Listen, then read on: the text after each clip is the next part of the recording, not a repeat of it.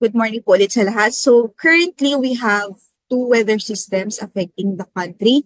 So meron po tayong ITCC or yung ITCC po natin nakaka-apekto siya sa southern portion of Mindanao.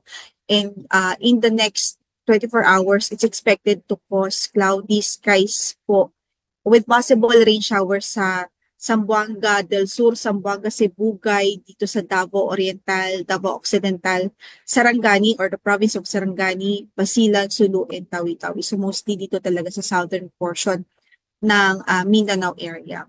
But the rest of Mindanao, possible din po yung mga isolated na mga pag-ulan due to intertropical convergence zone, but mostly IPCTC or partly cloudy to cloudy po or bahagyang maulap hanggang sa maulap yung magiging kalagayan po ng ating papaurin sa natitirang bahagi ng Mindanao. For Luzon and Visayas, mostly halos po talaga malinis yung papaurin, yung kalangitan natin halos malinis yung ating nakikitang satellite imagery, wala tayong gaanong inaasahang mga pag-ulan, widespread na pag-ulan, less likely po yun, and humid condition, warm and humid condition talaga po yung ating ini-expect over the next 24 hours. Halos wala rin po tayong mga localized thunderstorms, maliban sa mga very isolated cases. So far, yun po, easterlies and ITCC, yung dalawang weather system that's prevailing in the country. For the sea condition, wala rin po tayong gale warning na nakataas sa anong bahagi ng ating baybaying dagat, 0.6 to 1.8 meters yung ating estimate na wave height natin all throughout the archipelago. So, in a way, ay slight to moderate po ito o banayan hanggang sa katamtaman yung magiging pag-alon ng kondisyon ng karagatan. So, isama lang din po natin yung updated na computed and daily heat indices for Metro Manila and other stations po natin. So, starting with Metro Manila lang po muna from April 21 to 22. So, the past 2 days, nag-range po yung ating computed heat index from 40 to 41 degrees Celsius. Nasa extreme caution level po yan. So, halos dyan po talaga siya nag-stay sa extreme caution level.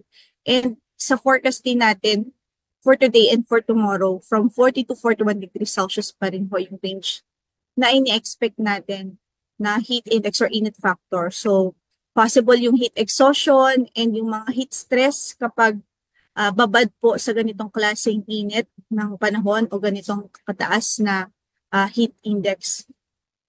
Then for the past 2 days, yung number of stations na nakapagtala ng heat index na nasa danger level ay 22 stations for April 21 and 25 stations for April 22.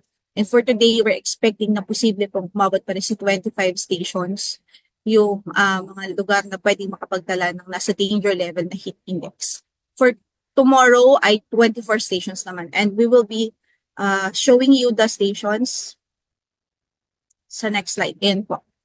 For today, sa Lawag, Dagupan City, Pangasinan, Batac, Ilocos Norte, Bacnotan, La Union, Calayan, Cagayan, Apari, Cagayan, Tugigaraw City, Cagayan, Itiaga, Isabela, Baler, Aurora, Casiguran, Aurora, Iba, Zambales, Clark Airport, Pampanga, Muñoz, Nueva Ecija, Subic Point, Olongapo, Pusito, San Ildefonso, Bulacan, and also yung Kamiling, Tarlac. Then kasama po dyan yung Cavite, Sangli Point, Cavite, Ambulong, Tanawan, Batangas, San Jose Occidental, Mindoro, Puerto Princesa City, Palawan, and Legazpi City, Albay, Masbate City, Masbate. Then sa Pili, Camarines Sur, and also yung Panglao, Bohol. So the stations that I mentioned, expected po today or nasa forecast na pwedeng umabot sa danger level yung kanilang heat indices.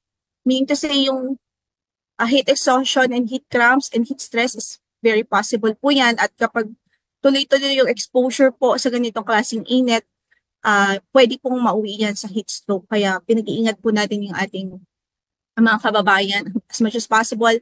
Iwasan po muna yung direct exposure sa sunlight, especially sa katanghalihan at early afternoon. Iwasan po muna yung long exposure sa labas dahil generally mainit po talaga, especially sa labas. And hanggat maaari ay uminom po ng wastong bilang ng tubig araw-araw para maiwasan po yung dehydration. So for tomorrow, again, we have 24 stations din na pwede pong makapagtala ng mga nasa danger level na heat index. Para naman po sa ating outlook or weather outlook in the next 5 days, so today, as I mentioned, due to the intertropical convergence zone, possible po ang moderate to times heavy rains over some provinces of Mindanao, particularly the southern provinces. And then hot and humid condition pa rin naman ang mararanasan sa natitirang bahagi ng bansa. Then for Thursday and to Friday, yung ITCC po will continue to affect the southern parts of Mindanao, mostly yung Basilan, Sulu, and Tawi-Tawi na mga provinces yung nasa BARM po. And the rest ay mainly po easterlies na po ang makaka-apekto and hot and humid condition pa rin. By Saturday to Sunday, possible po yung easterly wave or the intertropical convergence zone na magpaulan sa ilang portions ng Mindanao, sa eastern portions ng Mindanao. By Sunday po yan. So higher chances of thunderstorms can also occur due to easterlies over the southern Luzon and Visayas. So far, yan lang po muna yung ating weather update and weather outlook also in the next 5 days. Generally, no significant rainfall is expected within the next 2 to 3 days. Yung scattered rains are also possible over most parts of Mindanao over the remaining forecast period. So as we mentioned, kaya hindi po siya significant rainfall kasi hindi yung mga natatala din nating rainfall so far sa Mindanao is mga light rains line, light to moderate rain. So generally, maula po siya, then may chances pa rin po ng mga pag-ulan, mga light rains.